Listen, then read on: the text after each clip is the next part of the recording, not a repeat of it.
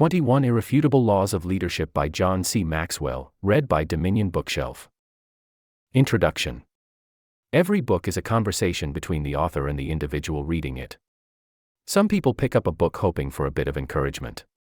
Some devour a book's information as if they were attending an intensive seminar. Others find in its pages a mentor they can meet with on a daily, weekly, or monthly basis.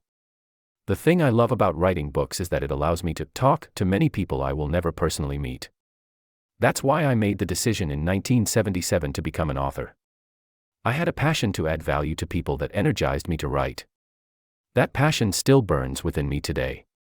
Few things are more rewarding to me than being on the road and having someone I've never met approach me to say, "Thank you. Your books have really helped me." It's why I write, and intend to continue writing. Despite the deep satisfaction of knowing that my books help people, there is also a great frustration that comes with being an author. Once a book is published, it freezes in time. If you and I knew each other personally and we met weekly or monthly to talk about leadership, every time we got together I'd share with you something new I'd learned. As a person, I continue to grow. I'm constantly reading. I'm analyzing my mistakes. I'm talking to excellent leaders to learn from them. Each time you and I were to sit down, I'd say, "You won't believe what I just learned." As a conference and event speaker, I often teach the principles I write about in my books, and I'm constantly updating my material. I use new stories. I refine ideas. And I often gain new insights as I stand in front of an audience. However, when I go back to books that I've previously written, first, I become aware of how I've changed since I've written them. But second, I become frustrated because the books can't grow and change along with me. That's why I got excited when my publisher, Thomas Nelson, asked if I would like to revise the 21 Irrefutable Laws of Leadership for a special 10th anniversary edition. When I originally wrote the book, it was my answer to the question, if you were to take everything you've learned about leadership over the years and boil it down into a short list, what would it be? I put on paper the essentials of leadership, communicated as simply and clearly as possible. And soon after the book was published and it appeared on 4 different bestseller lists, I realized it had the potential to help a lot of people become better leaders. Growth equals change, but now, years later, there are things I am no longer satisfied with in the original edition, and I knew I could improve upon some of the ideas. Some stories had become dated, and I wanted to replace them with new ones. I had also developed new material to better explain and illustrate some of the principles. While teaching the laws for nearly a decade in dozens of countries around the world, I fielded thousands of questions about them. That process advanced my thinking beyond what it was when I first wrote the book. Working on this 10th anniversary edition has allowed me to make those improvements. By far the biggest change I wanted to make to the original book centered on 2 of the laws. What? You may ask. How can you change one of your irrefutable laws? First of all, while teaching them I soon discovered that 2 of the laws were really just subsets of other laws. The law of E.F. Hutton, when the real leader speaks, people listen, was really just an aspect of the law of influence. The true measure of leadership is influence, nothing more, nothing less. When people around a table stop and listen to a leader speak, they are revealing that the speaker has influence. Because the ideas in the law of E.F. Hutton were part of the law of influence, I merged those 2 chapters.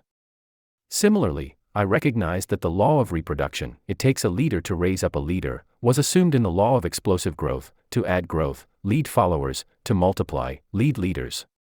For that reason, I combined them as well. The other thing that happened was that I began to realize that I had missed some things when writing about the laws of leadership originally.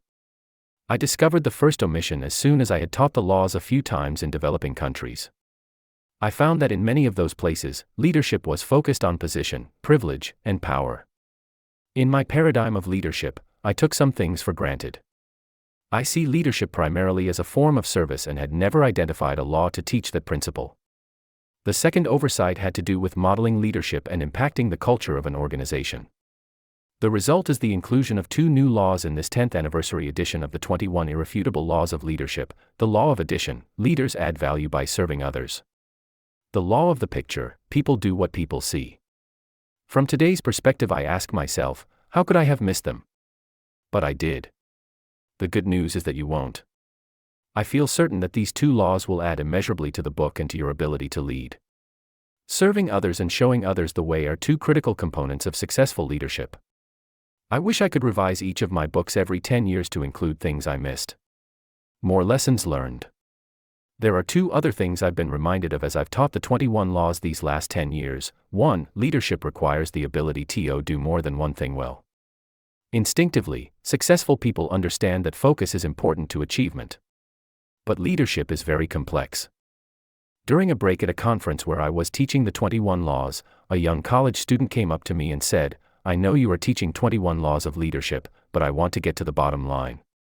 With intensity, he raised his index finger and asked, "What is the one thing I need to know about leadership?" Trying to match his intensity, I raised my index finger and answered, "The one thing you need to know about leadership is that there is more than one thing you need to know about leadership. To lead well, we must do 21 things well. 2. No one does all 21 laws well. Despite the fact that we must do 21 things well to be excellent leaders, it is reality that none of us does all of them well. For example, I am average or below average in 5 of the laws, and I wrote the book. So what is a leader to do? Ignore those laws? No, develop a leadership team. At the end of this book there is a leadership evaluation. I encourage you to take it to evaluate your aptitude for each law. Once you've discovered in which laws you are average or below, begin looking for team members whose skills are strong where yours are weak. They will complement you and vice versa, and the whole team will benefit. That will make it possible for you to develop an all-star leadership team. Remember, none of us is as smart as all of us. Some things never change. Though I have made adjustments to the laws and updated the ways I teach them, some things have not changed in the last 10 years. It's still true that leadership is leadership, no matter where you go or what you do. Times change. Technology marches forward. Cultures differ from place to place. But the principles of leadership are constant, whether you're looking at the citizens of ancient Greece, the Hebrews in the Old Testament, the armies of the modern world, the leaders in the international community, the pastors in local churches, or the business people of today's global economy. Leadership principles are unchanging and stand the test of time. As you read the following chapters, I'd like you to keep in mind 4 ideas. 1. The laws can be learned. Some are easier to understand and apply than others, but every one of them can be acquired. 2. The laws can stand alone. Each law complements all the others, but you don't need one in order to learn another. 3. The laws carry consequences with them. Apply the laws, and people will follow you. Violate or ignore them, and you will not be able to lead others.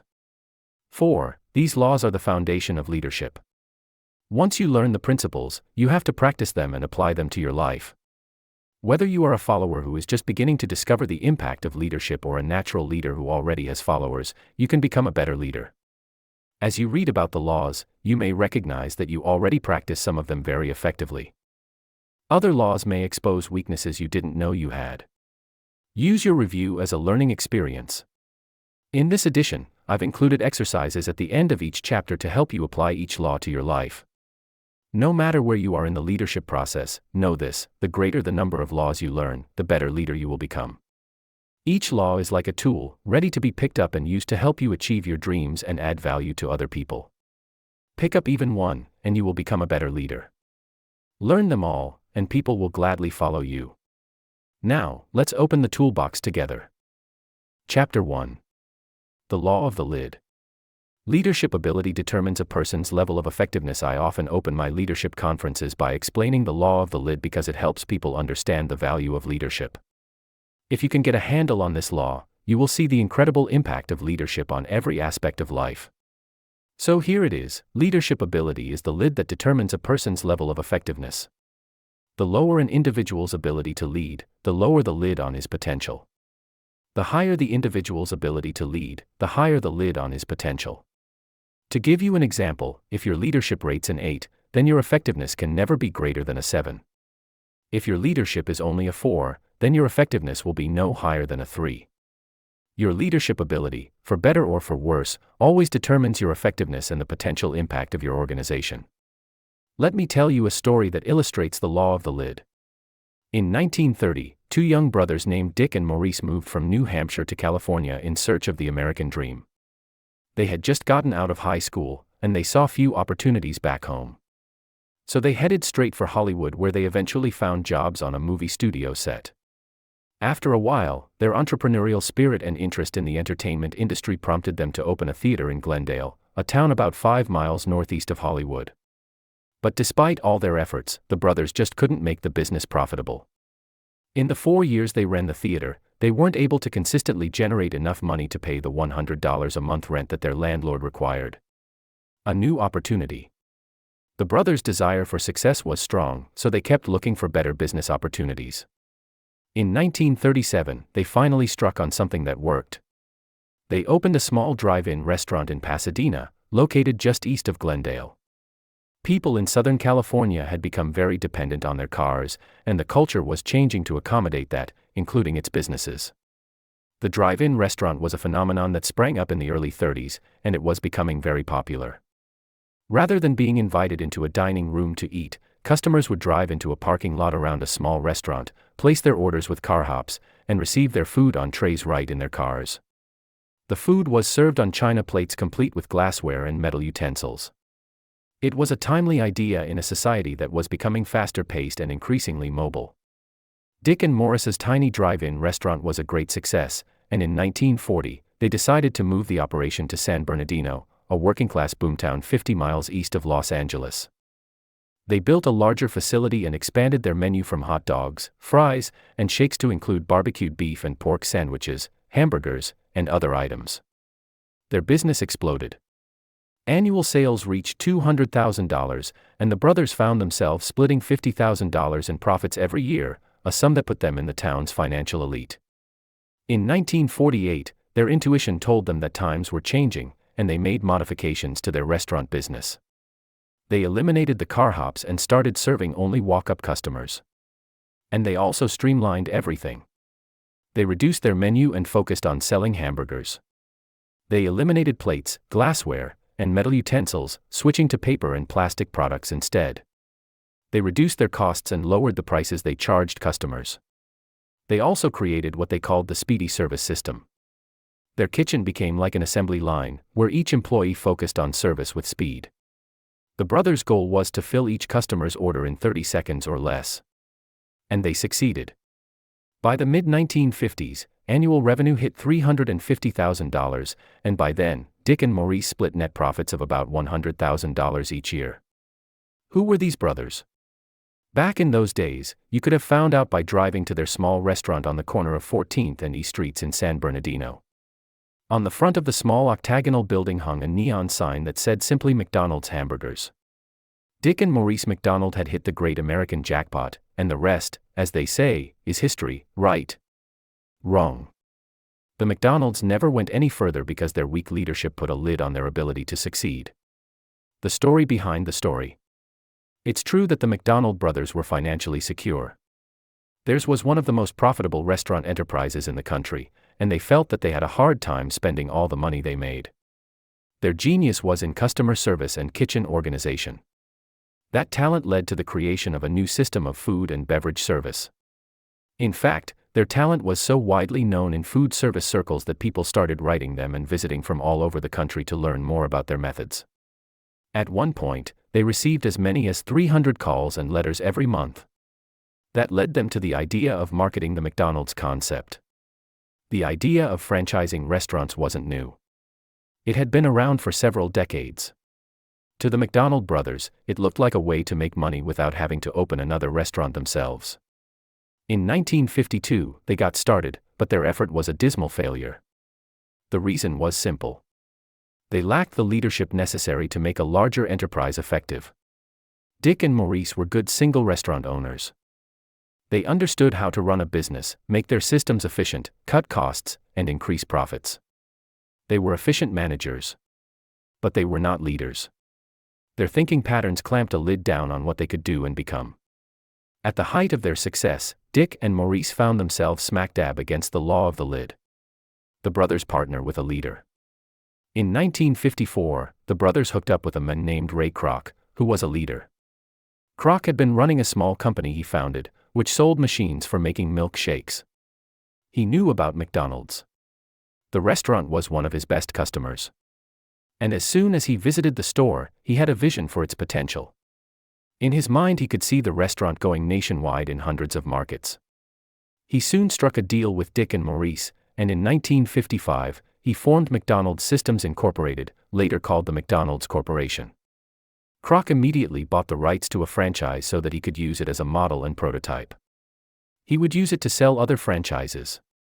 Then he began to assemble a team and build an organization to make McDonald's a nationwide entity. He recruited and hired the sharpest people he could find, and as his team grew in size and ability, his people developed additional recruits with leadership skill. In the early years, Kroc sacrificed a lot. Though he was in his mid-50s, he worked long hours just as he had when he first got started in business 30 years earlier. He eliminated many frills at home, including his country club membership, which he later said added 10 strokes to his golf game. During his first 8 years with McDonald's, he took no salary. Not only that, but he personally borrowed money from the bank and against his life insurance to help cover the salaries of a few key leaders he wanted on the team. His sacrifice and his leadership paid off. In 1961, for the sum of $2.7 million, Kroc bought the exclusive rights to McDonald's from the brothers, and he proceeded to turn it into an American institution and global entity. The lid in the life and leadership of Ray Kroc was obviously much higher than that of his predecessors.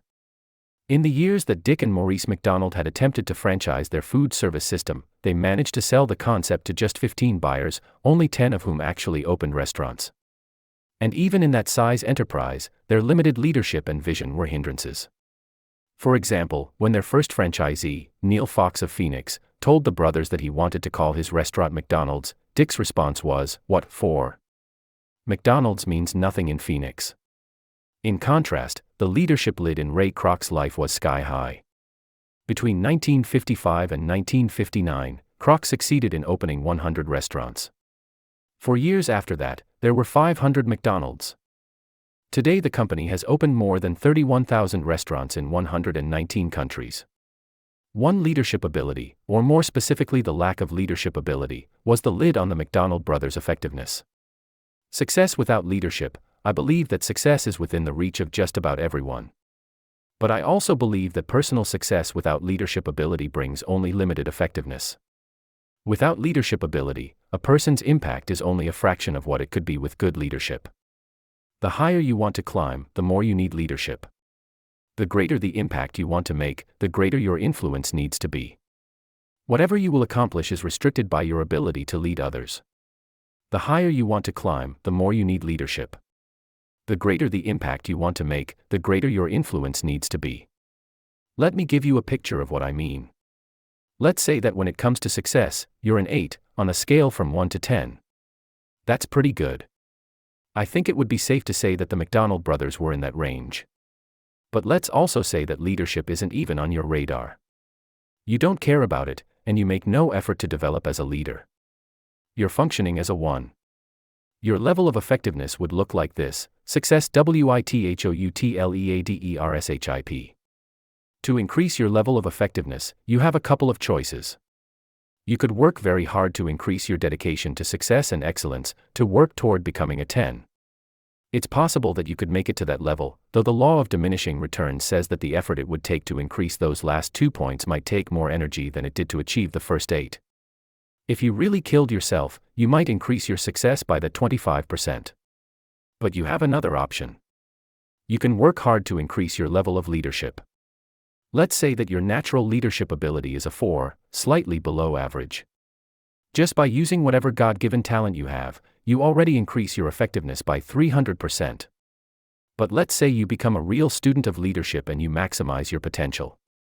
You take it all the way up to a 7. Visually, the results would look like this: success with leadership. By raising your leadership ability, without increasing your success dedication at all, you can increase your original effectiveness by 600%. Leadership has a multiplying effect. I've seen its impact again and again in all kinds of businesses and nonprofit organizations. And that's why I've taught leadership for more than 30 years.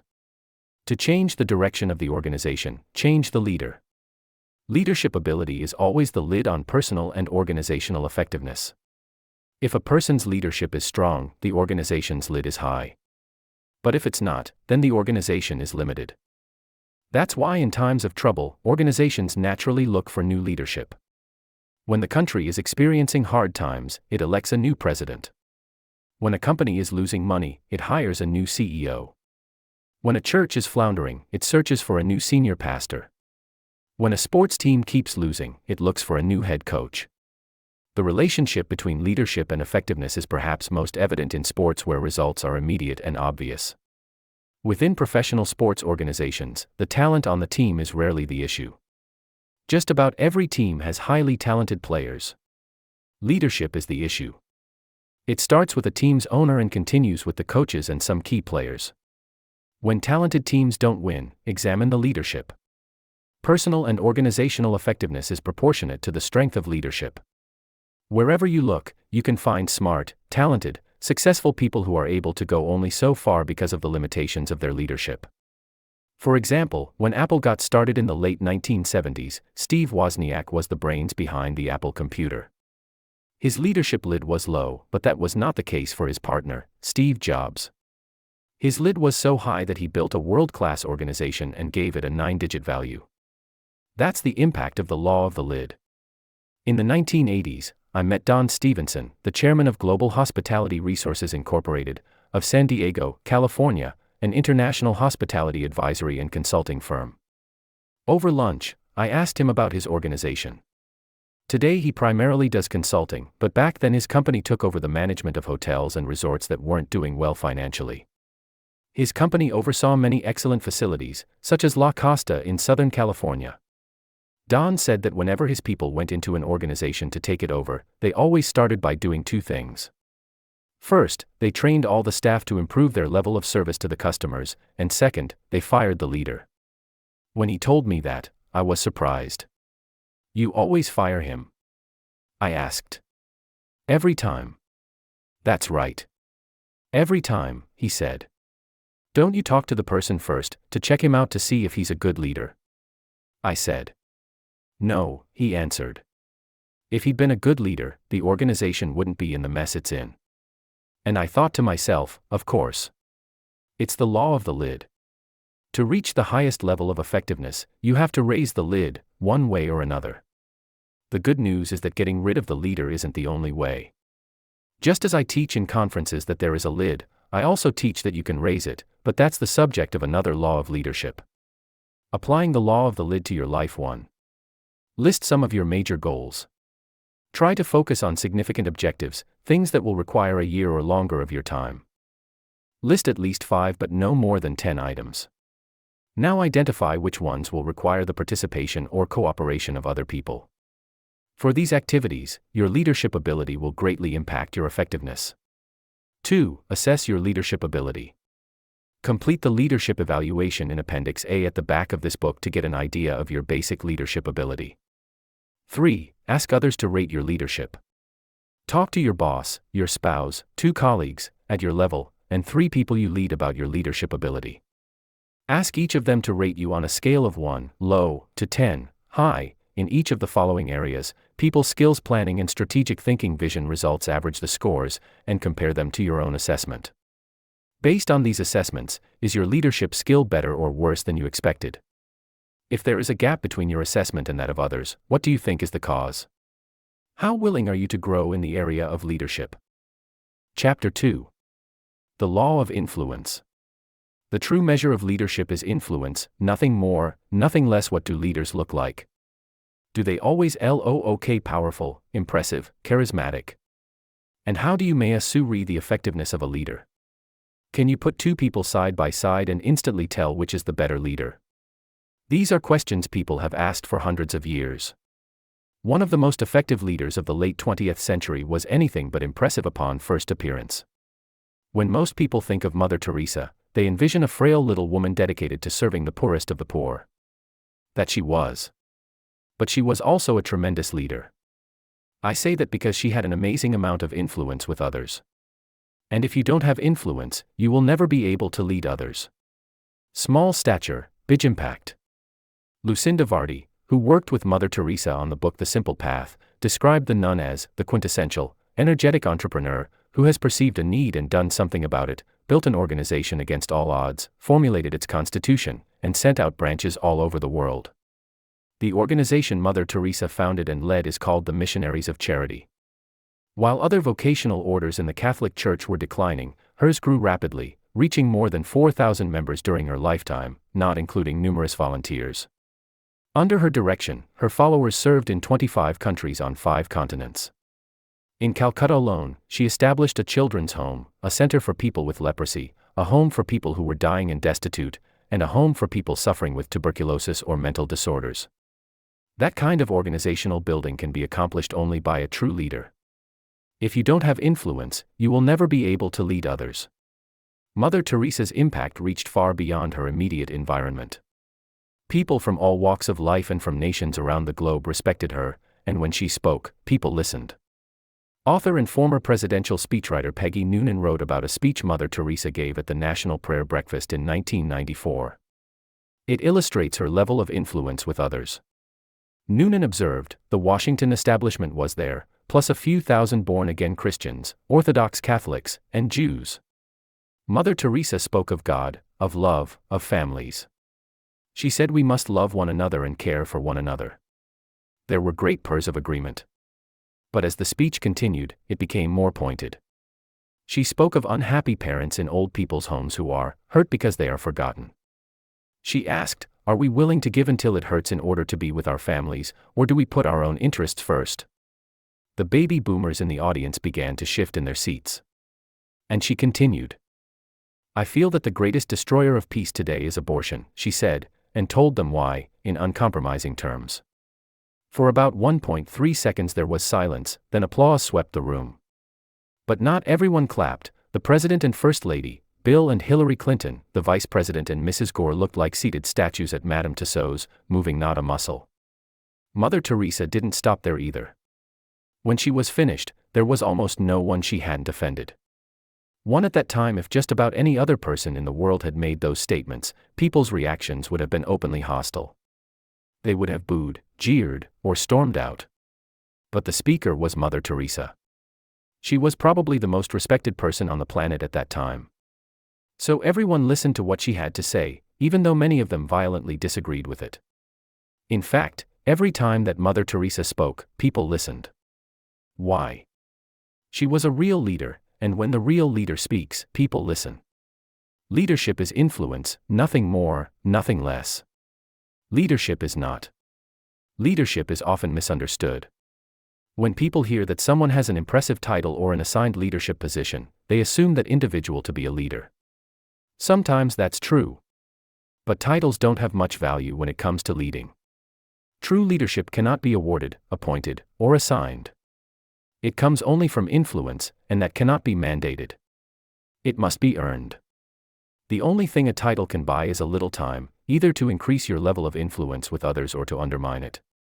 5 myths about leadership. There are plenty of misconceptions and myths that people embrace about leaders and leadership. Here are 5 common ones. 1. The management myth. A widespread misunderstanding is that leading and managing are one and the same. Up until a few years ago, books that claimed to be on leadership were often really about management. The main difference between the two is that leadership is about influencing people to follow, while management focuses on maintaining systems and processes. As former Chrysler chairman and CEO Lee Iacocca Riley commented, sometimes even the best manager is like the little boy with the big dog, waiting to see where the dog wants to go so that he can take him there. The best way to test whether a person can lead rather than just manage is to ask him to create positive change. Managers can maintain direction, but often they can't change it. Systems and processes can do only so much. To move people in a new direction, you need influence. The only thing a title can buy is a little time, either to increase your level of influence with others or to undermine it. 2. The entrepreneur myth. Frequently, people assume that all entrepreneurs are leaders. But that's not always the case. Entrepreneurs are skilled at seeing opportunities and going after them. They see needs and understand how to meet them in a way that produces a profit. But not all of them are good with people. Many find it necessary to partner with someone skilled at the people part of the equation. If they can't influence people, they can't lead. 3. The knowledge myth. Sir Francis Bacon said, "Knowledge is power." If you believe power to be the essence of leadership, then you might naturally assume that those who possess knowledge and intelligence are therefore leaders. That isn't necessarily true. You can visit any major university and meet brilliant research scientists and philosophers whose ability to think is so high that it's off the charts but whose ability to lead is so low that it doesn't even register on the charts. Neither IQ nor education necessarily equates to leadership. 4. The pioneer myth. Another misconception is that anyone who is out in front of the crowd is a leader. But being first isn't always the same as leading. For example, Sir Edmund Hillary was the first man to reach the summit of Mount Everest. Since his historic ascent in 1953, hundreds of people have followed him in achieving that feat, but that doesn't make Hillary a leader. He wasn't even the official leader on the expedition when he reached the summit. John Hunt was. And when Hillary traveled to the South Pole in 1958 as part of the Commonwealth Trans-Antarctic Expedition, he was accompanying another leader, Sir Vivian Fuchs. To be a leader, a person has to not only be out front, but also have people intentionally coming behind him, following his lead, and acting on his vision. Being a trendsetter is not the same as being a leader. 5. The position myth. As mentioned earlier, the greatest misunderstanding about leadership is that people think it is based on position, but it's not. Think about what happened several years ago at Corgent, the advertising agency formerly known as Saatchi & Saatchi. In 1994, institutional investors of Saatchi & Saatchi forced the board of directors to dismiss Maurice Saatchi, the company's CEO. What was the result? Several executives followed him out. So did many of the company's largest accounts, including British Airways and Mars, the candy maker. Saatchi's influence was so great that his departure caused the company's stock to fall immediately from $85.80 to $4 per share. 2. What happened is a result of the law of influence. Saatchi lost his title and position, but he continued to be the leader. Stanley Hufty affirmed, "It's not the position that makes the leader, it's the leader that makes the position. It's not the position that makes the leader, it's the leader that makes the position." Stanley Hufty, who's their leader. Many years ago, there was a game show on television called To Tell the Truth. Here's how it worked. At the opening of the show, 3 contestants claimed to be the same person. One of them was telling the truth, the other 2 were actors. A panel of celebrity judges took turns asking the 3 people questions, and when time was up, each panelist guessed which person was the real truth-teller. Many times, the actors bluffed well enough to fool the panelists and the members of the audience. When it comes to identifying a real leader, that task can be much easier. Don't listen to the claims of the person professing to be the leader. Don't examine his credentials. Don't check his title. Check his influence. The proof of leadership is found in the followers. I personally learned the law of influence when I accepted my first job out of college. I went in with all the right credentials. I had the proper college degree. I had a great deal of insight into the work because of the training given to me by my father. I possessed the position and title of leader in the organization. It made for a good-looking resume, but it didn't make me the real leader. At my first board meeting, I quickly found out who the real leader was, a farmer named Claude. When he spoke, people listened. When he made a suggestion, people respected it. When he led, others followed. If I wanted to make an impact, I would have to influence Claude. He, in turn, would influence everybody else. It was the law of influence at work. The proof of leadership is found in the followers. Leadership is. The true measure of leadership is influence, nothing more, nothing less. Margaret Thatcher, the former British Prime Minister, observed, "Being in power is like being a lady. If you have to tell people you are, you aren't." If you watch the dynamics that occur between people in just about every aspect of life, you will see some people leading and others following, and you will notice that position and title often have little to do with who is really in charge. That being the case, why do some people emerge as leaders while others can't influence people no matter how hard they try? I believe that several factors come into play: character, Huthier. True leadership always begins with the inner person. That's why someone like Billy Graham is able to draw more and more followers to him as time goes by. People can sense the depth of his character. Relationships, who they know. You're a leader only if you have followers, and that always requires the development of relationships. The deeper the relationships, the stronger the potential for leadership. In my career, each time I entered a new leadership position, I immediately started building relationships. Build enough of the right kinds of relationships with the right people, and you can become the real leader in an organization. Knowledge, what they know, information is vital to a leader. You need a grasp of the facts, an understanding of dynamic factors and timing, and a vision for the future. Knowledge alone won't make someone a leader, but without knowledge, no one can become one. Whenever I was new to an organization, I always spent a lot of time doing homework before I tried to take the lead. Intuition, what they feel leadership requires more than just a command of data. It demands an ability to deal with numerous intangibles. In fact, that is often one of the main differences between managers and leaders. Leaders seek to recognize and influence intangibles such as energy, morale, timing, and momentum. Experience, where they've been. The greater the challenges you faced as a leader in the past, the more likely followers are to give you a chance in the present. Experience doesn't guarantee credibility, but it encourages people to give you a chance to prove that you are capable. Past success, what they've done. Nothing speaks to followers like a good track record. When I went to my first leadership position, I had no track record. I couldn't point to past successes to help people believe in me. But by the time I went to my second position, I had a positive track record. Every time I extended myself, took a risk, and succeeded, followers had another reason to trust my leadership ability, and to listen to what I had to say. Ability, what they can do. The bottom line for followers is what a leader is capable of. They want to know whether that person can lead the team to victory. Ultimately, that's the reason people will listen to you and acknowledge you as their leader. As soon as they no longer believe you can deliver, they will stop listening and following. Leadership without leverage. I admire and respect the leadership of my good friend Bill Hybels, the founding pastor of Willow Creek Community Church in South Barrington, Illinois, one of the largest churches in North America. Bill says he believes that the church is the most leadership-intensive enterprise in society. A lot of business people I know are surprised when they hear that statement, but I think Bill is right. What is the basis of his belief? Positional leadership often doesn't work in volunteer organizations. There is no leverage.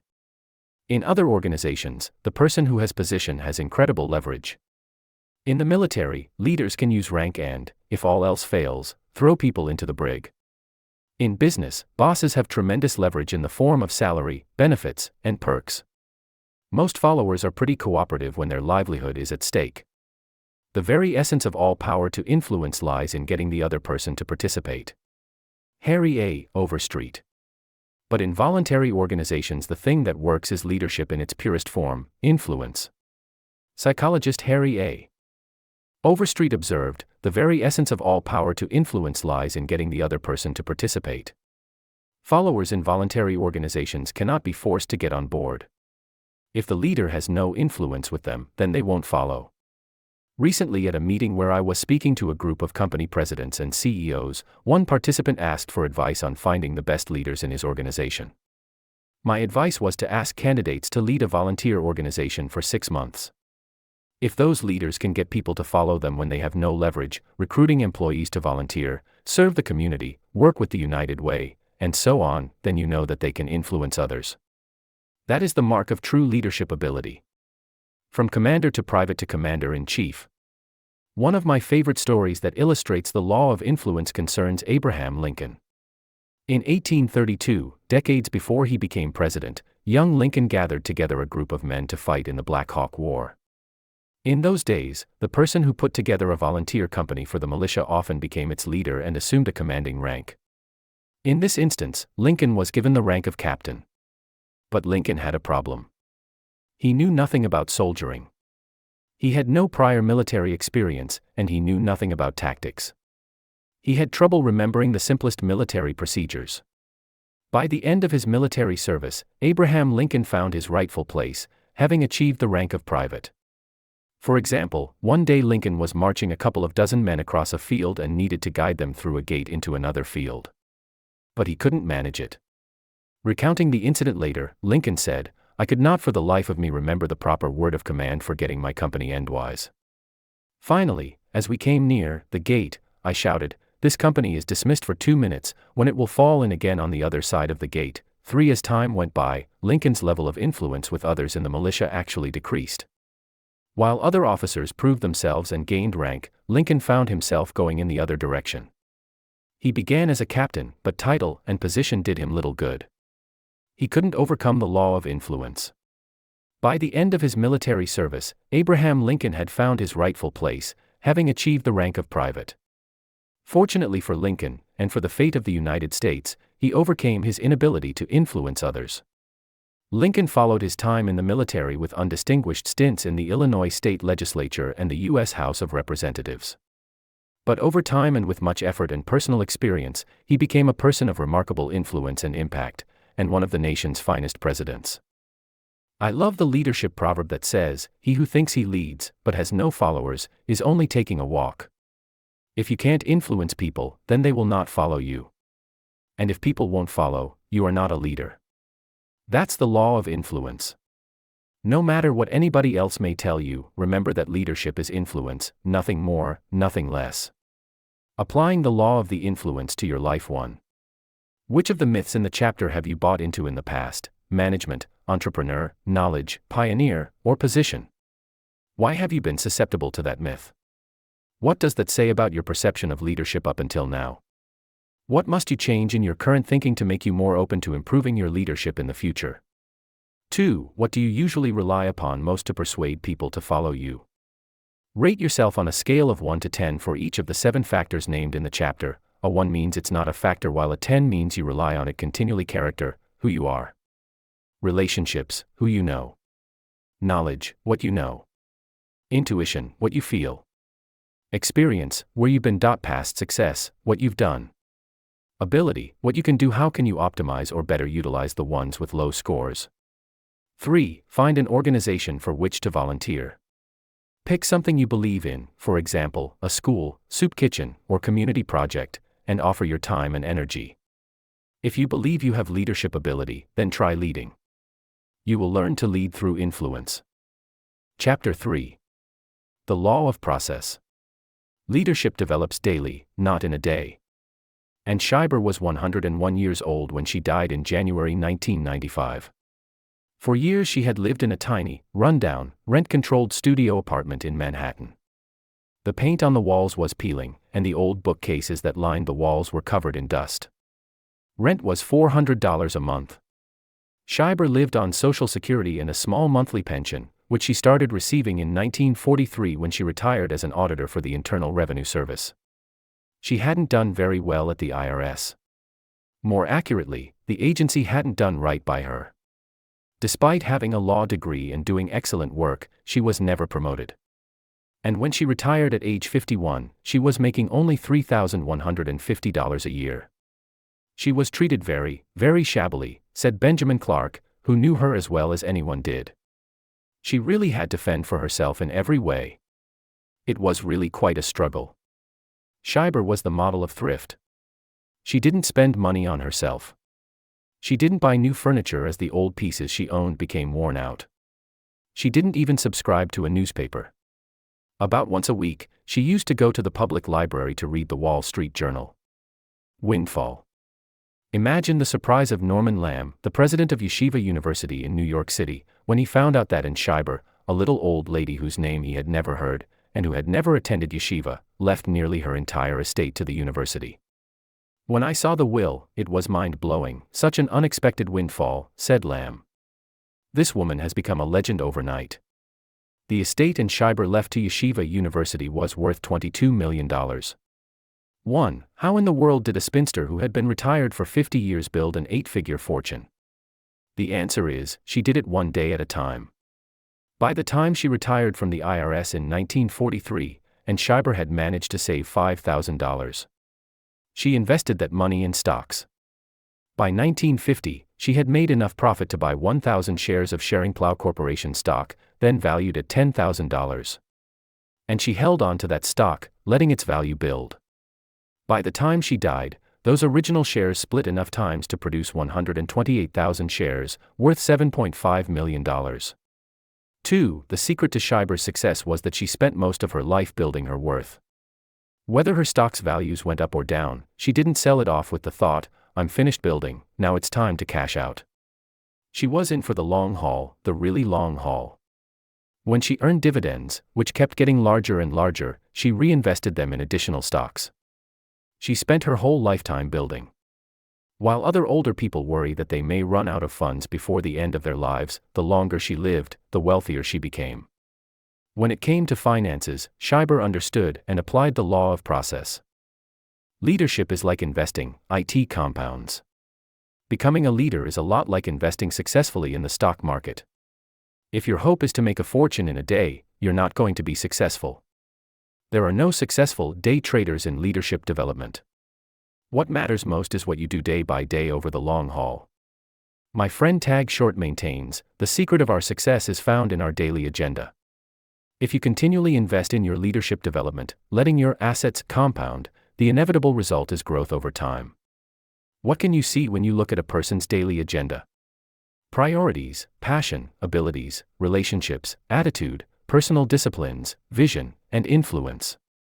See what a person is doing every day, day after day, and you'll know who that person is and what he or she is becoming. When I teach leadership at conferences, people inevitably ask me if leaders are born. I always answer, yes, of course they are. I've yet to meet an unborn leader. How else would you expect them to come into the world? We all laugh, and then I answer the real question, whether leadership is something a person either is born with and possesses or is not born with and doesn't. Becoming a leader is a lot like investing successfully in the stock market. If your hope is to make a fortune in a day, you're not going to be successful. Although it's true that some people are born with greater natural gifts than others, the ability to lead is really a collection of skills, nearly all of which can be learned and improved. But that process doesn't happen overnight. Leadership is complicated. It has many facets: respect, experience, emotional strength, people skills, discipline, vision, momentum, timing, the list goes on. As you can see, many factors that come into play in leadership are intangible. That's why leaders require so much seasoning to be effective. That's why I felt that only after reaching age 50 was I truly beginning to understand the many aspects of leadership with clarity. Leaders are learners. In a study of 90 top leaders from a variety of fields, leadership experts Warren Bennis and Bert Nanus made a discovery about the relationship between growth and leadership. It is the capacity to develop and improve their skills that distinguishes leaders from their followers. Successful leaders are learners. And the learning process is ongoing, a result of self-discipline and perseverance. The goal each day must be to get a little better, to build on the previous day's progress. It is the capacity to develop and improve their skills that distinguishes leaders from their followers. Bennis and Nanus. The problem is that most people overestimate the importance of events and underestimate the power of processes. We want quick fixes. We want the compounding effect that Schreiber received over 50 years, but we want it in 50 minutes. Don't get me wrong. I appreciate events. They can be effective catalysts. But if you want lasting improvement, if you want power, then rely on a process. Consider the difference between the two, and event a process. Encourages decisions. Encourages development. Motivates people. Matures people. Is a calendar issue. Is a culture issue. Challenges people. Changes people. Is easy. Is difficult. If I need to be inspired to take steps forward, then I'll attend an event. If I want to improve, then I'll engage in a process and stick with it. The phases of leadership growth. What does the leadership growth process look like? Every person's is different. However, whether or not you possess great natural ability for leadership, your development and progress will probably occur according to the following 5 phases. Phase 1, I don't know what I don't know. Many people fail to recognize the value of leadership. Some don't recognize its importance. Others believe that leadership is only for a few, for the people at the top of the corporate ladder. They have no idea of the opportunities they're passing up when they don't learn to lead. This point was driven home for me when a college president shared with me that only a handful of students signed up for a leadership course offered by the school. Why? Only a few thought of themselves as leaders. If they had understood that leadership is influence, and that in the course of each day most individuals usually try to influence at least 4 other people, their desire might have been sparked to learn more about the subject. It's unfortunate because as long as a person doesn't know what he doesn't know, he isn't going to grow. As long as a person doesn't know what he doesn't know, he isn't going to grow. Phase 2, I know that I need to know. At some point in life, many people find themselves placed in a leadership position only to look around and discover that no one is following them. When that happens, we realize that we need to learn how to lead. And of course, that's when it's possible for the process to start. Benjamin Disraeli, former British Prime Minister, wisely commented, "To be conscious that you are ignorant of the facts is a great step to knowledge." That's what happened to me when I took my first leadership position in 1969. I had captained sports teams all my life and had been the student government president in college, so I already thought I was a leader. But when I tried to lead people in the real world, I found out the awful truth. Being put in charge is not the same as being a leader. Phase 3, I know what I don't know. I struggled for a while in that first leadership position. To be honest, I relied on my extremely high energy and whatever charisma I possessed. But there came a moment when I realized that leadership was going to be the key to my professional career. If I didn't get better at leadership, my career would eventually bog down, and I would never reach the goals I had set for myself. Fortunately at that time, I had breakfast with Kurt Kampmeyer of Success Motivation Incorporated. At that breakfast, he asked a question that would change my life. "John," he asked, "what is your plan for personal growth?" I fumbled for an answer and then finally admitted that I didn't have one. That night my wife, Margaret, and I decided to make financial sacrifices so that I could get on the program Kurt offered. That was an intentional step toward growth. From that day to now, I have made it a practice to read books, listen to tapes, and go to conferences on leadership. Around the time I met with Kurt, I also had another idea. I wrote to the top 10 leaders in my field and offered them $100 for a half hour of their time so that I could ask them questions. That was quite a sum for me back then. For the next several years, Margaret and I planned every vacation around where those people lived. If a great leader in Cleveland said yes to my request, then that year we vacationed in Cleveland so that I could meet him. I can't explain how valuable those experiences were for me. Those leaders shared insights with me that I could have learned no other way. Phase 4, I know and grow, and it starts to show. When you recognize your lack of skill and begin the daily discipline of personal growth, exciting things start to happen. Several years ago I was teaching leadership to a group of people in Denver, and in the crowd I noticed a really sharp 19-year-old named Brian. For a couple of days, I watched as he eagerly took notes. I observed him interacting with others. And I talked to him a few times during breaks. When I got to the part of the seminar where I teach the law of process, I asked Brian to stand up so that I could talk to him, and I wanted everyone else in the audience to listen in. "Brian, I've been watching you here," I said, "and I'm very impressed with how hungry you are to learn and glean and grow. I want to tell you a secret that will change your life." Everyone in the whole auditorium seemed to lean forward. "I believe that in about 20 years, you can be a great leader. I want to encourage you to make yourself a lifelong learner of leadership. Read books, listen to tapes regularly, and keep attending seminars.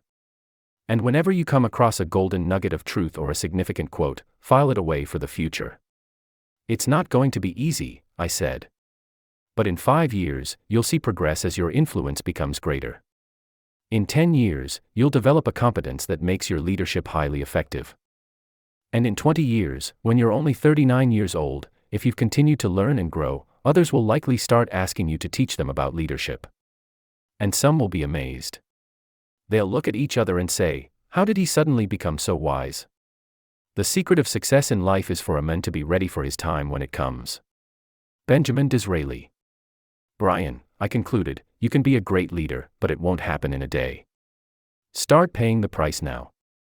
What's true for Brian is also true for you. Start developing your leadership today, and someday you will experience the effects of the law of process." Phase 5, I simply go because of what I know. When you're in Phase 4, you can be pretty effective as a leader, but you have to think about every move you make. However, when you reach Phase 5, your ability to lead becomes almost automatic. You develop great instincts. And that's when the payoff is incredible. But the only way to get there is to obey the law of process and pay the price. To lead tomorrow, learn today. Leadership is developed daily, not in a day. That is the reality dictated by the law of process.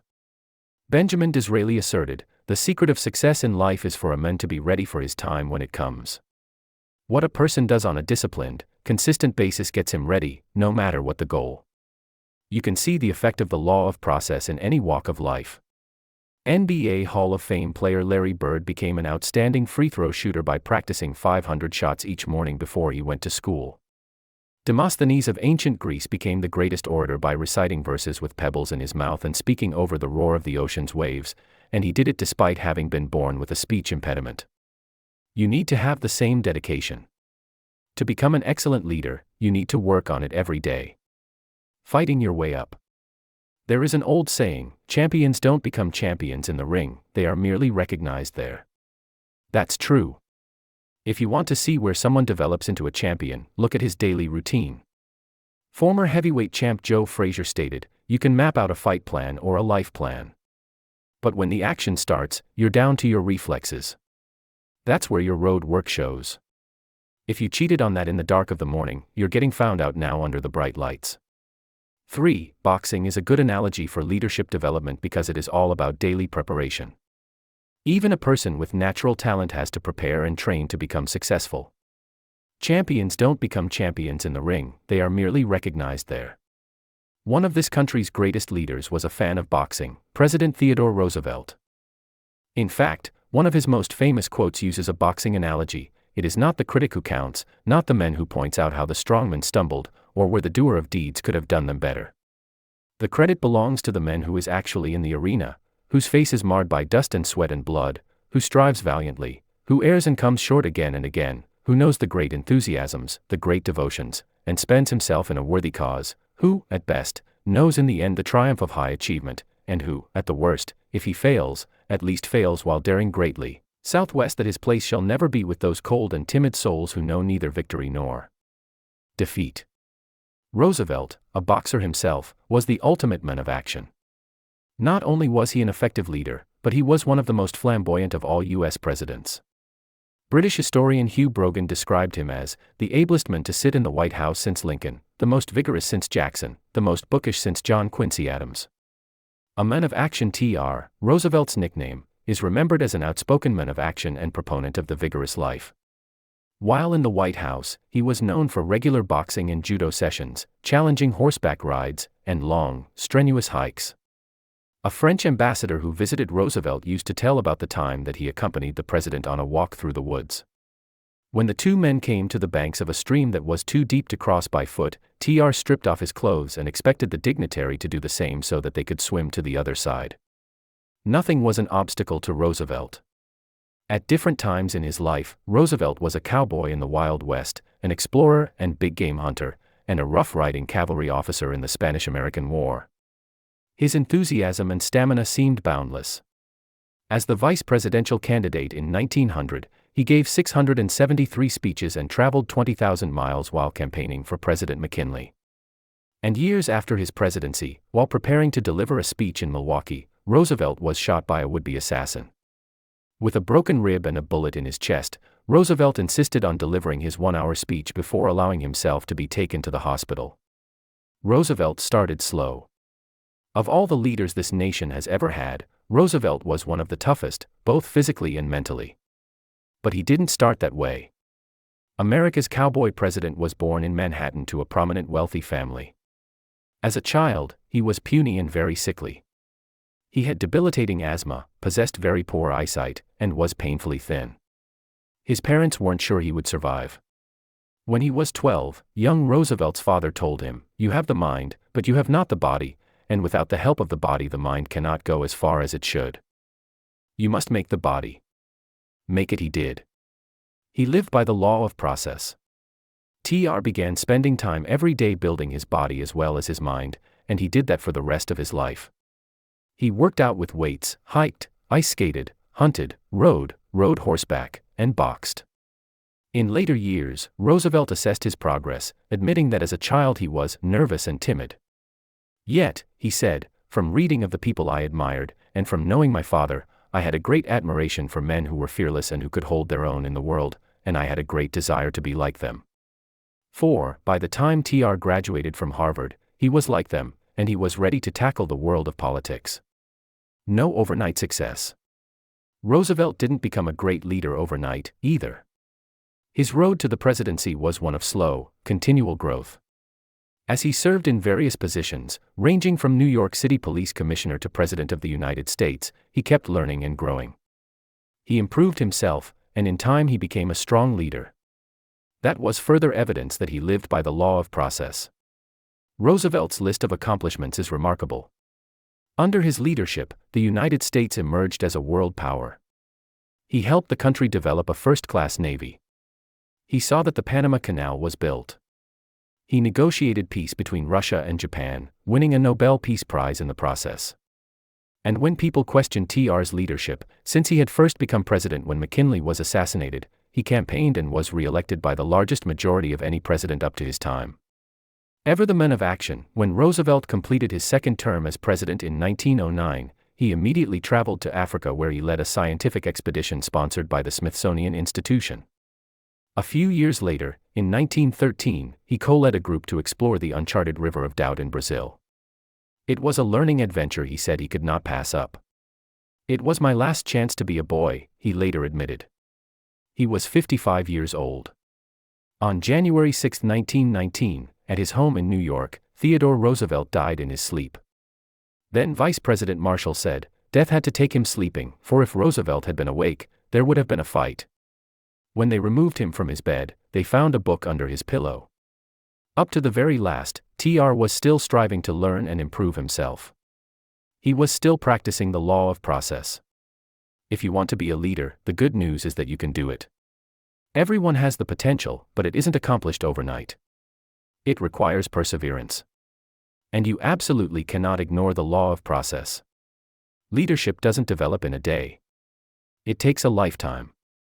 Applying the law of process to your life. 1. What is your personal plan for growth? If you are like I was when Kurt Kampmeier asked me this question, you have a vague intention to grow, not a specific plan. Write out a plan. I recommend that you read one book a month, listen to at least one CD, tape, or streaming message a week, and attend one conference a year. Select the materials in advance, set aside time for growth on your calendar, and start immediately. If developing a plan from scratch seems difficult, you may want to read my book Today Matters. It contains the personal growth plan I have used for years. 2. One thing that separates great leaders from good leaders is the way they invest in those who follow them. Just as you need a growth plan to improve, so do those who work for you. You can take groups of employees through books, bring in trainers, mentor people one-on-one, anything that works. Make providing opportunities for growth your responsibility. 3. If you are the leader of a business, an organization, or a department, you can create a culture of growth. When people in your sphere of influence know that personal growth and leadership development are valued, resourced, and rewarded, then growth will explode. And the environment you created will begin attracting high achievers and people with great potential. Chapter 5. The Law of Navigation. Anyone can steer the ship, but it takes a leader to chart the course. In 1911, two groups of explorers set off on an incredible mission. Though they used different strategies and routes, the leaders of the teams had the same goal, to be the first in history to reach the South Pole. Their stories are life and death illustrations of the law of navigation. One group was led by Norwegian explorer Roald Amundsen. Ironically, Amundsen had not originally intended to go to Antarctica. His desire was to be the first man to reach the North Pole. But when he discovered that Robert Peary had beaten him there, Amundsen changed his goal and headed toward the other end of the Earth. North or south, he knew his planning would pay off. Amundsen carefully charted his course before his team ever set off. Amundsen had painstakingly planned his trip. He studied the methods of the Eskimos and other experienced Arctic travelers and determined that their best course of action would be to transport all their equipment and supplies by dogsled. When he assembled his team, he chose expert skiers and dog handlers. His strategy was simple. The dogs would do most of the work as the group traveled 15 to 20 miles in a 6-hour period each day. That would afford both the dogs and the men plenty of time for daily rest prior to the following day's travel. Amundsen's forethought and attention to detail were incredible. He located and stocked supply depots all along the intended route. That way they would not have to carry every bit of their supplies with them the whole trip. He also equipped his people with the best gear possible. Amundsen had carefully considered every possible aspect of the journey, thought it through, and planned accordingly. And it paid off.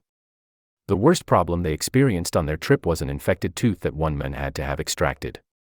Scott violated the law of navigation. The other team of people was led by Robert Falcon Scott, a British naval officer who had previously done some exploring in the Antarctic area. Scott's expedition was the antithesis of Amundsen's.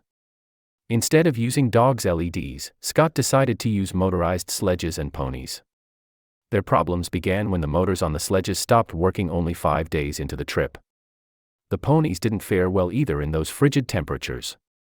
When they reached the foot of the Transantarctic Mountains, all of the poor animals had to be killed.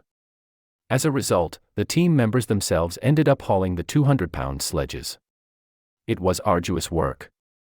Scott hadn't given enough attention to the team's other equipment either. Their clothes were so poorly designed that all of the men developed frostbite. One team member required an hour every morning just to get his boots onto his swollen, gangrenous feet. Everyone became snowblind because of the inadequate goggles Scott had supplied.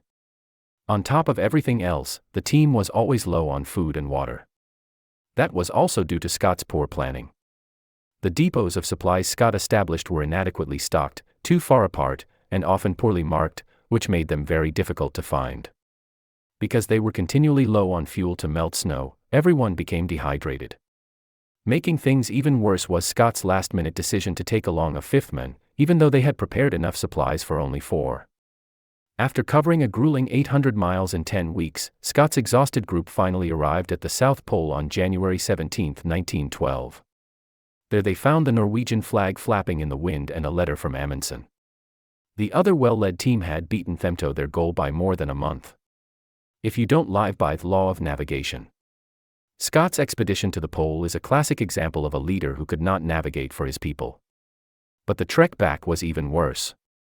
Scott and his men were starving and suffering from scurvy, yet Scott, unable to navigate to the very end, was oblivious to their plight.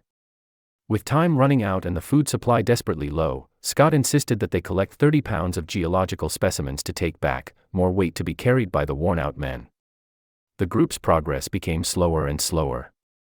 One member of the party sank into a stupor and died. Another, Lawrence Oates, a former army officer who had originally been brought along to take care of the ponies, had frostbite so severe that he had trouble doing anything.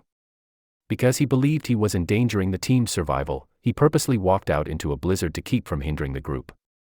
Before he left the tent and headed into the storm, he said, "I am just going outside, I may be some time." Because Robert Falcon Scott was unable to live by the law of navigation, he and his companions died by it. Scott and his final 2 team members made it only a little farther north before giving up. The return trip had already taken 2 months, and still they were 150 miles from their base camp. There they died. We know their story only because they spent their last hours updating their diaries. Some of Scott's last words were these: "We shall die like gentlemen." I think this will show that the spirit of pluck and power to endure has not passed out of our race. One Scott had courage but not leadership. Because he was unable to live by the law of navigation, he and his companions died by it. Followers need leaders able to effectively navigate for them. When they're facing life and death situations, the necessity is painfully obvious. But even when consequences aren't as serious, the need is also great. The truth is that nearly anyone can steer the ship, but it takes a leader to chart the course. That is the law of navigation. Navigators see the trip ahead. Former General Electric Chairman Jack Welch asserts, "A good leader remains focused. Controlling your direction is better than being controlled by it." Welch is right, but leaders who navigate do even more than control the direction in which they and their people travel. They see the whole trip in their minds before they leave the dock. They have vision for getting to their destination, they understand what it will take to get there, they know who they'll need on the team to be successful, and they recognize the obstacles long before they appear on the horizon. Leroy Imes, author of Be the Leader You Were Meant to Be, writes, "A leader is one who sees more than others see, who sees farther than others see, and who sees before others do." A leader is one who sees more than others see, who sees farther than others see, and who sees before others do. Leroy Imes. The larger the organization, the more clearly the leader has to be able to see ahead. That's true because sheer size makes mid-course corrections more difficult. And if there are errors in navigation, many more people are affected than when a leader is traveling alone or with only a few people. The disaster shown in James Cameron's 1997 film Titanic was a good example of that kind of problem. The crew could not see far enough ahead to avoid the iceberg altogether, and they could not maneuver enough to change course once the object was in view because of the size of the ship. The result was that more than 1,000 people lost their lives. Where the leader goes. First-rate navigators always have in mind that other people are depending on them and their ability to chart a good course. I read an observation by James A. Autry in Life and Work, A Manager's Search for Meaning, that illustrates this idea. He writes that occasionally you hear about the crash of 4 military planes flying together in a formation. The reason for the loss of all 4 is this: when jet fighters fly in groups of 4, one pilot, the leader, designates where the team will fly. The other 3 planes fly on the leader's wing, watching him and following him wherever he goes. Whatever moves he makes, the rest of his team will make along with him. That's true whether he soars in the clouds or smashes into a mountaintop. Before good leaders take their people on a journey, they go through a process in order to give the trip the best chance of being a success. Navigators draw on past experience. Every past success and failure you've experienced can be a valuable source of information and wisdom, if you allow it to be. Successes teach you what you're capable of doing and give you confidence. However, your failures often teach greater lessons. They reveal wrong assumptions, character flaws, errors in judgment, and poor working methods. Ironically, many people hate their failures so much that they quickly cover them up instead of analyzing them and learning from them. As I explain in my book Failing Forward, if you fail to learn from your mistakes, you're going to fail again and again. Why do I even mention something that seems so basic? Because most natural leaders are activists. They tend to look forward, not backward, make decisions, and move on. I know this because that is my tendency. But for leaders to become good navigators, they need to take time to reflect and learn from their experiences. That's why I have developed the discipline of reflective thinking. I write about it in detail in my book Thinking for a Change, but allow me to give you some advantages of reflective thinking here. Reflective thinking gives you true perspective, gives emotional integrity to your thought life, increases your confidence in decision-making, clarifies the big picture, and takes a good experience and makes it a valuable experience. 2. Each benefit gives a leader a great advantage when planning next steps for a team or organization. Navigators examine the conditions before MAXWELL. Drawing on experience means looking inward. Examining conditions means looking outward. No good leader plans a course of action without paying close attention to current conditions. That would be like setting sail against the tide or plotting a course into a hurricane. Good navigators count the cost before making commitments for themselves and others. They examine not only measurable factors such as finances, resources, and talent, but also intangibles such as timing, morale, momentum, culture, and so on. I'll discuss this more in the laws of intuition and timing. No matter how much you learn from the past, it will never tell you all you need to know for the present. Navigators listen to what others have to say. No matter how much you learn from the past, it will never tell you all that you need to know for the present. No matter how good a leader you are, you yourself will not have all the answers. That's why top-notch navigators gather information from many sources. For example, before Roald Amundsen's expedition to the South Pole, he had learned from a group of Native Americans in Canada about warm clothing and Arctic survival techniques. Those skills and practices meant the difference between failure and success for his team in Antarctica. Navigating leaders get ideas from many sources. They listen to members of their leadership team. They talk to the people in their organization to find out what's happening on the grassroots level. And they spend time with leaders from outside the organization who can mentor them. They always think in terms of relying on a team, not just themselves. Navigators make sure their conclusions represent both faith and fact. Being able to navigate for others requires a leader to possess a positive attitude.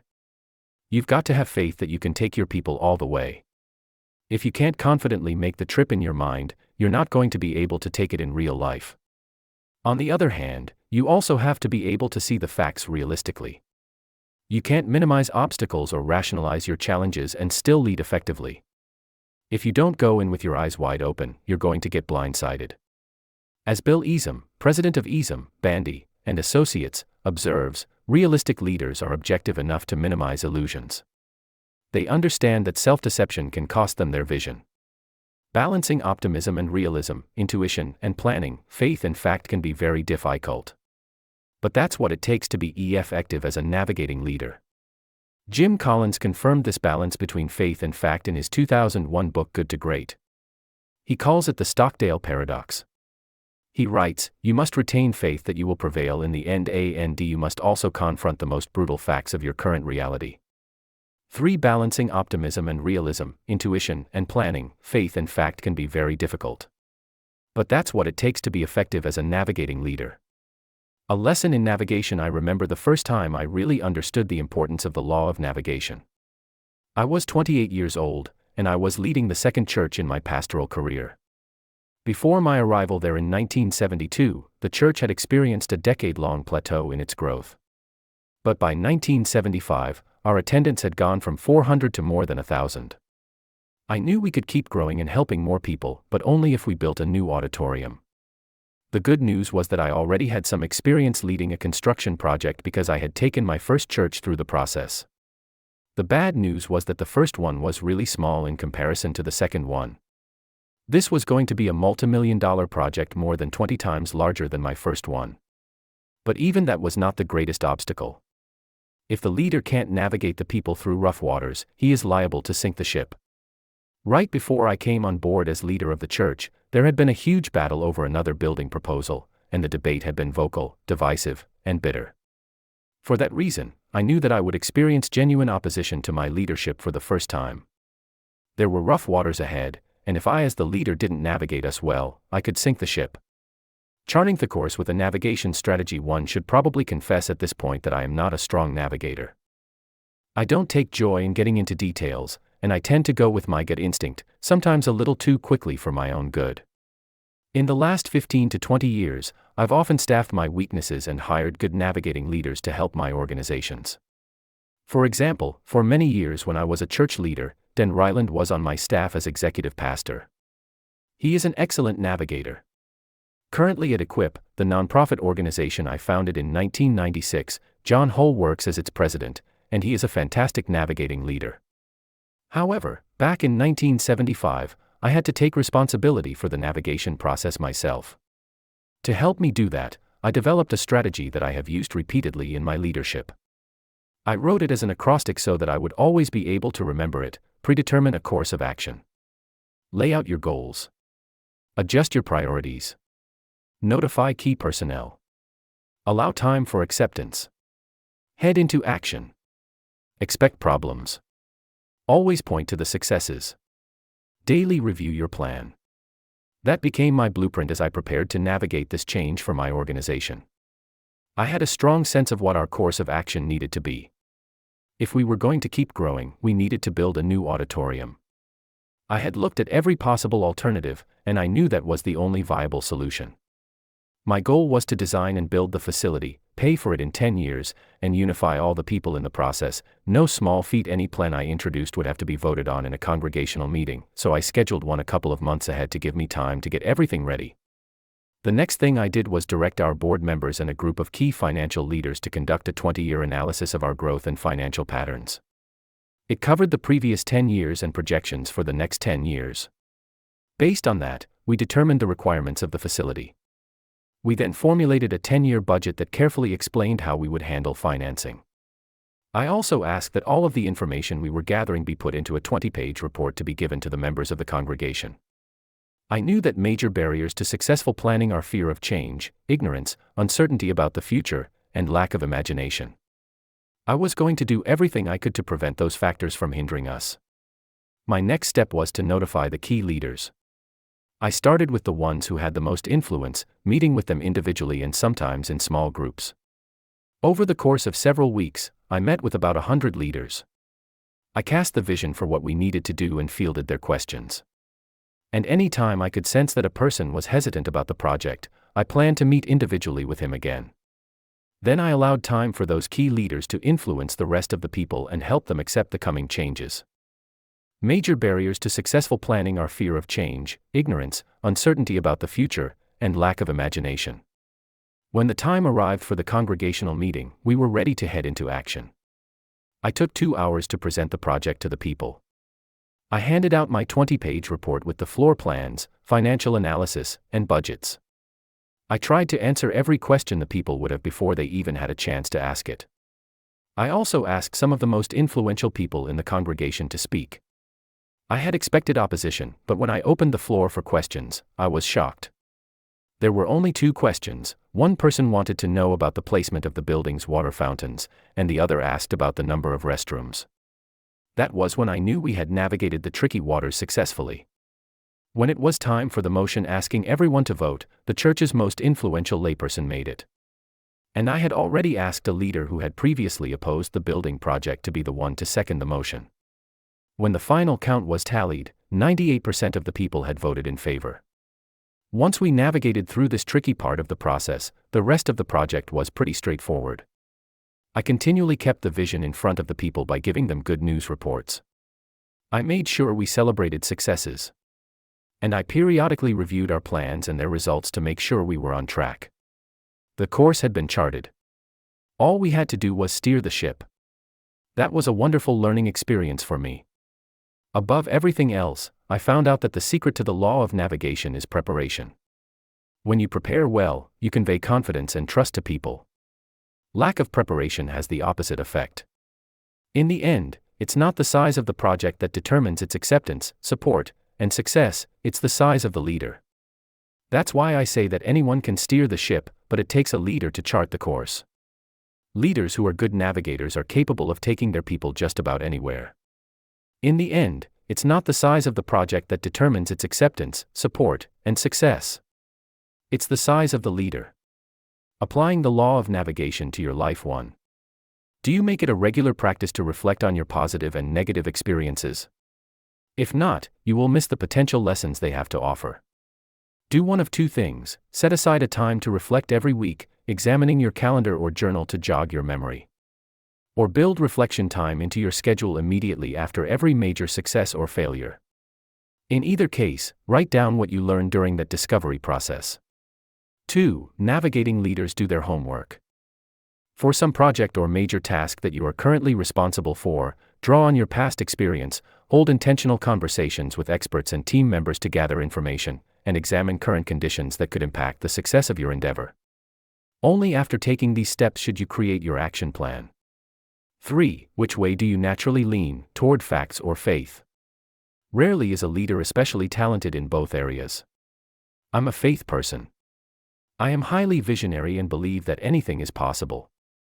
I often rely on my brother, Larry, to help me with realistic thinking. Yet good navigators must be able to do both. To successfully practice the law of navigation, you must know your own bent. If you're not sure, ask trusted friends and colleagues. Then make sure you have someone with the opposite bent on your team so that you can work together. 5. The law of addition. Leaders add value by serving others. In a world where many political leaders enjoy their power and prestige and where CEOs of large corporations make astronomical incomes, work and live in luxury, and appear to be most concerned with what's in it for them, Jim Sinegal is an oddity. Sinegal is the co-founder and CEO of Costco, the 4th largest retailer in the United States and the 9th largest in the world. He doesn't seem much interested in perks. He works in an unremarkable office comprised primarily of folding tables and chairs. If he invites someone to meet him at the corporate offices, he goes down to the lobby to meet his guest. He answers his own phone, and he takes a salary of only $350,000 a year, which puts him in the bottom 10% of CEOs of large corporations. Sinegal's path to corporate leadership wasn't typical either. He didn't attend an Ivy League school. He isn't a lawyer or a CPA. As a teenager, he thought of becoming a doctor, but his high school grades were less than stellar. So he went off to community college and earned an associate's degree. While he was attending San Diego State College, now university, he helped a friend unload mattresses at a new local retail store called Fed Mart. That one day of work turned into a regular job. When he received a promotion, he discontinued his studies. He had found his career. In time, he had also found a mentor, Sol Price, Fed Mart's chairman. Under Price's guidance, Sinegal rose to the post of executive vice president for merchandising. Sinegal later helped Price found Price Club and then went on to co-found Costco in 1983 with Jeffrey H. Brotman. The company's growth was rapid. Costco purchased and merged with Price Club 10 years later. Adding profits by adding value. Retail experts give a lot of attention to Sinegal's formula for success: offer a limited number of items, rely on high-volume sales, keep costs as low as possible, and don't spend money on advertising. But there is something that separates him from the competitors who employ similar strategies: the way he treats his employees. He believes in paying his employees well and offering them good benefit packages. Costco employees are paid an average of 42% more than the company's chief rival. And Costco employees pay a fraction of the national average for health care. Senegal believes that if you pay people well, you get good people and good productivity. You also get employee loyalty. Costco has by far the lowest employee turnover rate in all of retailing. But Senegal's leadership style of adding value doesn't end with employee compensation. He goes out of his way to show Costco workers that he cares about them. He maintains an open-door policy with everyone. He wears an employee name tag, is on a first-name basis with everyone, and makes sure to visit every single Costco store at least once a year. No manager and no staff in any business feels very good if the boss is not interested enough to come and see them, says Senegal. And when he shows up, his people are always glad to see him. The employees know that I want to say hello to them because I like them. Senegal once flew from Texas to the San Francisco area when he heard that a Costco executive was hospitalized for emergency surgery. It came as no surprise to the executive. It was consistent with the way Senegal always leads. Leadership lessons learned early. Sol Price, Senegal's one-time mentor, says, Jim has done a very good job in balancing the interests of the shareholders, the employees, the customers, and the managers. Most companies tilt too much one way or another. Many of the lessons Senegal learned came from Price, who believed in treating people well and giving them credit. In a meeting at FedMart, Senegal noted that a manager was quick to take the credit and to place blame on others. But Price saw through him. To teach us all a lesson, recalls Senegal, Sol used a weekly meeting to purposely raise hell about something that was wrong in one of the stores. I wondered why he did it. But when he saw that this manager let 2 of his employees take the blame, he fired him within a week. It's improper for one person to take credit when it takes so many people to build a successful organization, asserts Senegal. When you try to be top dog, you don't create loyalty. If you can't give credit and take blame, you will drown in your inability to inspire. 3. The only real criticism of Senegal comes from Wall Street. Analysts there believe that Senegal is too kind and generous to his people. They would like to see him pay employees less and squeeze them more. But Senegal wouldn't think of it. He believes that if you treat the employees and customers right, profits will follow. On Wall Street, he observes, they're in the business of making money between now and next Thursday. I don't say that with any bitterness, but we can't take that view. We want to build a company that will still be here 50 and 60 years from now. 4. It's improper for one person to take credit when it takes so many people to build a successful organization. Jim Senegal. Others outside the organization appreciate his approach to business. Nell Minow, an expert on corporate governance, remarked, I would love to clone him. Of the 2,000 companies in our database, he has the single shortest CEO employment contract. It's less than a page long. And it's the only one which specifically says he can be, believe it or not, terminated for cause. 5. When it comes down to it, Senegal is more focused on adding value to people by serving them than on serving himself or making himself richer with an exorbitant salary. He lives by the law of addition. I just think that if you're going to try to run an organization that's very cost-conscious, then you can't have those disparities. Having an individual who is making 100 or 200 or 300 times more than the average person working on the floor is wrong. 6. Senegal sums it up this way, this is not altruistic. This is good business. He could also say it's good leadership. Do motives matter?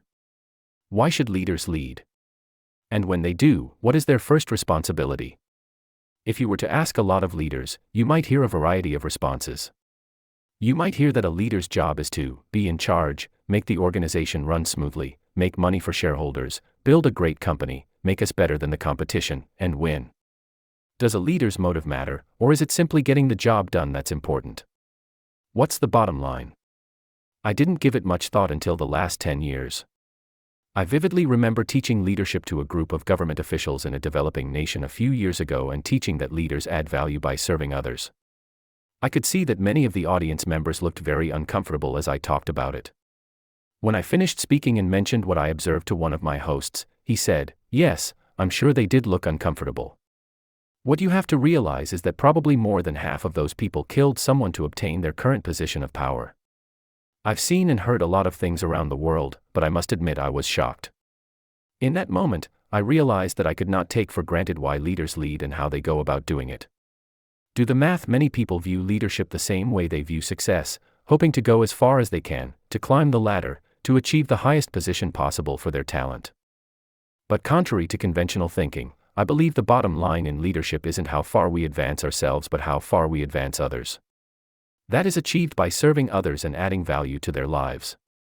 The bottom line in leadership isn't how far we advance ourselves but how far we advance others. The interaction between every leader and follower is a relationship, and all relationships either add to or subtract from a person's life. If you are a leader, then trust me, you are having either a positive or a negative impact on the people you lead. How can you tell? There is one critical question: are you making things better for the people who follow you? That's it. If you cannot answer with an unhesitant yes, and give some evidence that backs it up, then you may very well be a subtractor. Often subtractors don't realize they are subtracting from others. I would say that 90% of all people who subtract from others do so unintentionally. They don't recognize their negative impact on others. And when a leader is a subtractor and doesn't change his ways, it's only a matter of time before his impact on others goes from subtraction to division. In contrast, 90% of all people who add value to others do so intentionally. Why do I say that? Because human beings are naturally selfish. I'm selfish. Being an adder requires me to get out of my comfort zone every day and think about adding value to others. But that's what it takes to be a leader whom others want to follow. Do that long enough, and you not only add value to others, you begin to multiply it. The people who make the greatest difference seem to understand this. If you think about some of the people who have won the Nobel Peace Prize, for example, Albert Schweitzer, Martin Luther King Jr., Mother Teresa, and Bishop Desmond Tutu, you see leaders who were less interested in their position and more interested in their positive impact on others. If you read their writings or, more important, study their lives, you notice that they wanted to make things better for others, to add value to people's lives. They didn't set out to receive the Nobel Prize, they desired to engage in noble service to their fellow human beings. A servant's mindset pervades their thinking. The 1952 prize winner, Albert Schweitzer, advised, "Seek always to do some good, somewhere. Every man has to seek in his own way to realize his true worth. You must give some time to your fellow men. For remember, you don't live in a world all your own. Your brothers are here too." Adding value to others through service doesn't just benefit the people being served. It allows the leaders to experience the following: fulfillment in leading others, leadership with the right motives, the ability to perform significant acts as leaders, the development of a leadership team, an attitude of service on a team. The best place for a leader isn't always the top position. It isn't the most prominent or powerful place. It's the place where he or she can serve the best and add the most value to other people. Albert Einstein, who was awarded the Nobel Prize for Physics in 1921, asserted, "Only a life lived in the service of others is worth living." Great leadership means great service. How do leaders serve their people? Jim Sinegal pays good wages and treats employees with respect. Martin Luther King Jr. marched for civil rights. Mother Teresa cared for the sick and established places where others could do the same. The specifics depend on the vision, the type of work, and the organization. But the intention is always the same: to add value. When you add value to people, you lift them up, help them advance, make them a part of something bigger than themselves, and assist them in becoming who they were made to be. Often their leader is the only person able to help them to do those things. Adding value, changing lives. I have developed 4 guidelines to help me add value to others. 3 of them are fundamental and can be used by anyone desiring to practice the law of addition. The 4th is based on my faith. If that might offend you or you don't have interest in that area, then simply skip it. 1. We add value to others when we truly value others. Darrell Hartley Leonard, who retired as chairman of the board of Hyatt Hotels Corporation and is currently chairman and chief executive officer of Production Group International, says, "When a person moves into a position of authority, he or she gives up the right to abuse people." I believe that is true. But that is only the beginning of good leadership. Effective leaders go beyond not harming others, and they intentionally help others. To do that, they must value people and demonstrate that they care in such a way that their followers know it. When a person moves into a position of authority, he or she gives up the right to abuse people. Darrell Hartley Leonard. Dan Ryland, who was my right-hand man for many years, is an excellent leader and values people highly. But when he first came to work for me, he didn't show it. One day when he was new on the job, I was chatting with some people in the lobby, and Dan came in, briefcase in hand. Dan walked right past all of us without saying a word and went straight down the hall toward his office. I was astounded. How could a leader walk right by a group of people he worked with and not even say hello to them? I quickly excused myself from the conversation I was having and followed Dan to his office. Dan, I asked after greeting him, how could you walk right past everybody like that? I've got a lot of work to do today, Dan answered, and really want to get started. Dan, I said, you just walked past your work. Never forget that leadership is about people. Dan cared about people and wanted to serve them as a leader. He just didn't show it. I'm told that in American Sign Language, the sign for serving is to hold the hands out in front with the palms up and to move them back and forth between the signer and the signee. And really, that is a good metaphor for the attitude that servant leaders should possess. They should be open, trusting, caring, offering their help, and willing to be vulnerable. Leaders who add value by serving believe in their people before their people believe in them and serve others before they are served. 2. We add value to others when we make ourselves more valuable to others. The whole idea of adding value to other people depends on the idea that you have something of value to add. You can't give what you do not possess. What do you have to give others? Can you teach skills? Can you give opportunities? Can you give insight and perspective gained through experience? None of these things comes without a price. If you have skills, you gain them through study and practice. If you have opportunities to give, you acquired them through hard work. If you possess wisdom, you gained it by intentionally evaluating the experiences you've had. The more intentional you have been in growing personally, the more you have to offer. The more you continue to pursue personal growth, the more you will continue to have to offer. 3. We add value to others when we know and relate to what others value. Management consultant Nancy K. Austin says that once when she looked under the bed in her room at one of her favorite hotels, she was surprised to find a card. It said, "Yes, we clean under here too." Austin said, "I don't remember the lobby, or the number of chandeliers, or how many square feet of marble they cobbled together to make our underfoot experience pleasant." What she remembered was that card. The housekeeping staff had anticipated what was important to her and had served her well. We think of that as good customer service, and when we are clients or guests, we expect to receive it. But as leaders, we don't automatically expect to give it. But it is a key to effective leadership. As leaders, how do we know and relate to what our people value? We listen. Inexperienced leaders are quick to lead before knowing anything about the people they intend to lead. But mature leaders listen, learn, and then lead. They listen to their people's stories. They find out about their hopes and dreams. They become acquainted with their aspirations. And they pay attention to their emotions.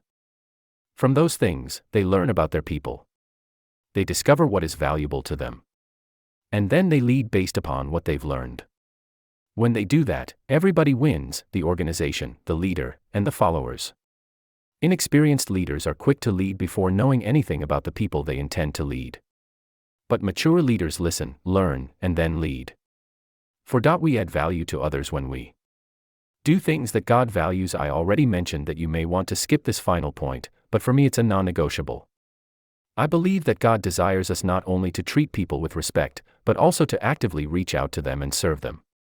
Scripture provides many examples and descriptions of how we should conduct ourselves, but here is my favorite, captured by Eugene Peterson's The Message. When he finally arrives, blazing in beauty and all his angels with him, the Son of Man will take his place on his glorious throne. Then all the nations will be arranged before him and he will sort the people out, much as a shepherd sorts out sheep and goats, putting sheep to his right and goats to his left.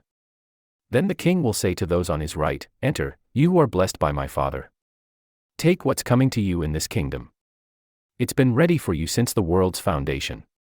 And here's why: I was hungry and you fed me, I was thirsty and you gave me a drink, I was homeless and you gave me a room, I was shivering and you gave me clothes, I was sick and you stopped to visit, I was in prison and you came to me." Then those sheep are going to say, "Master, what are you talking about? When did we ever see you hungry and feed you, thirsty and give you a drink? And when did we ever see you sick or in prison and come to you?"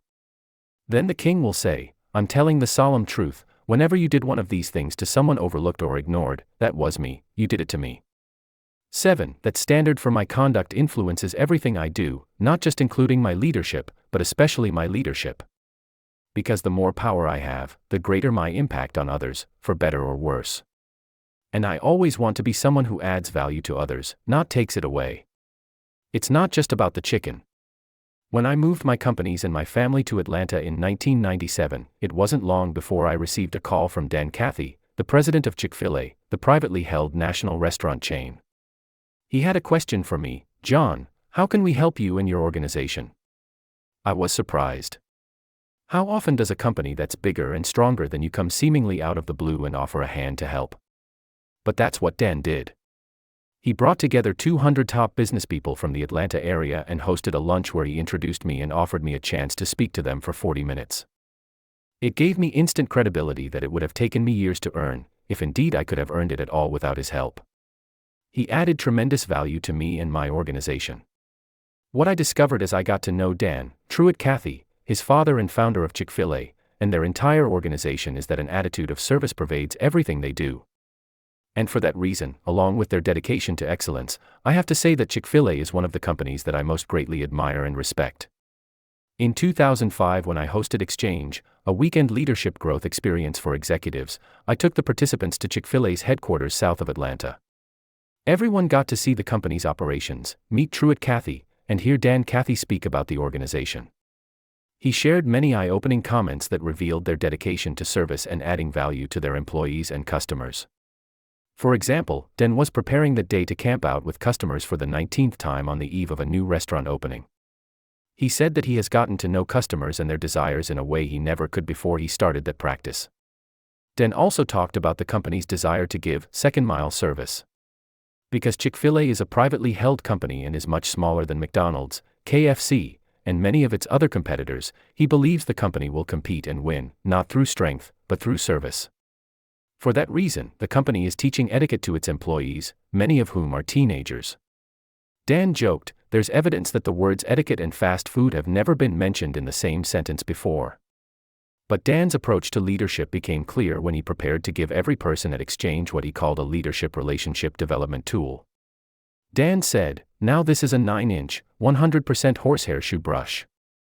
This is an industrial strength shoe brush. It's the best you can get from the Johnston & Murphy Shoe Company.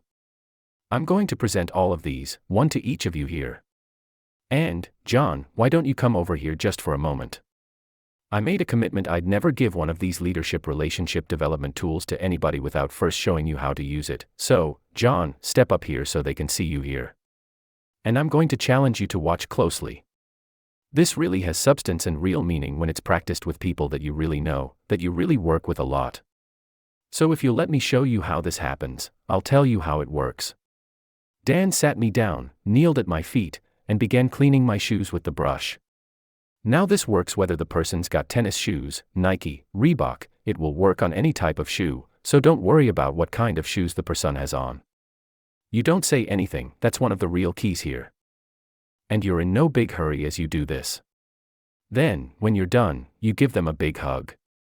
At this point Dan stood up, gave me a big hug, and then turned to address the crowd once again. I find that, in the right setting when you have enough time to do this and to really talk about this can have a powerful impact on people's lives. I believe what this does is it cleans out the closet in our relationships with other people. 8. Such a big part of good leadership is having no unresolved relational conflict with other people. Serving others who follow you really purifies your motives and helps you gain perspective. And it also brings to the surface any impure motives of followers. Anytime you can remove wrong agendas from a leadership relationship, you clear the way for fantastic achievement. When Truett Cathy answered some questions at the end of our time with them, he quoted Ben Franklin as saying, "The handshake of the host affects the taste of the roast." Another way to say it would be that the attitude of the leader affects the atmosphere of the office. If you desire to add value by serving others, you will become a better leader. And your people will achieve more, develop more loyalty, and have a better time getting things done than you ever thought possible. That is the power of the law of addition. Applying the law of addition to your life. 1. Do you have a servant's attitude when it comes to leadership? Don't be too quick to say yes. Here's how you can tell. In situations where you are required to serve others' needs, how do you respond? Do you become impatient? Do you feel resentful? Do you believe that certain tasks are beneath your dignity or position? If you answer yes to any of those questions, then your attitude is not as good as it could be. Make it a practice to perform small acts of service for others without seeking credit or recognition for them. Continue until you no longer resent doing them. 2. What do the people closest to you value? Make a list of the most important people in your life, from home, work, church, hobbies, and so on. After making the list, write what each person values most.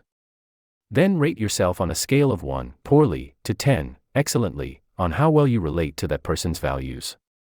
If you can't articulate what someone values or you score lower than an 8 in relating to that person, spend more time with him or her to improve.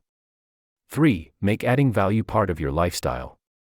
Begin with those closest to you. How could you add value to the people on your list related to what they value? Start doing it. Then do the same with all the people you lead. If there are only a few, add value individually.